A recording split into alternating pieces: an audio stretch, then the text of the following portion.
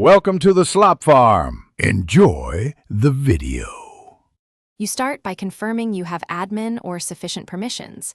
That prevents interruptions. Once done, make a quick backup of the media file or project folder so you can restore if needed.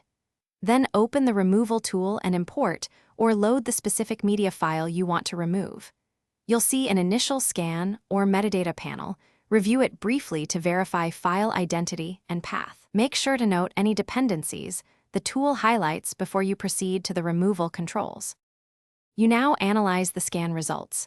Look for references, thumbnails, or linked assets that the tool lists. Based on those findings, choose a removal mode: soft delete if you want recoverability, permanent delete for full removal, or unlink references to keep copies elsewhere. Next, configure advanced options like recursive deletion for folders, skipping protected system files, or preserving timestamps. Once configured, double-check the target paths and counts so you don't accidentally remove unrelated assets when you confirm the operation. You execute the removal and watch the progress indicator for errors or warnings. Stop immediately if unexpected files are flagged.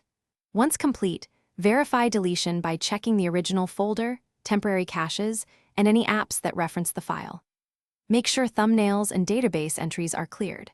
If something goes wrong, rerun the scan to locate leftovers, check file permissions or locks, and restore the backup copy if necessary. That single troubleshooting tip, restore from backup, gets you back to a safe state quickly. Thanks for watching. Consider subscribing if we helped you today.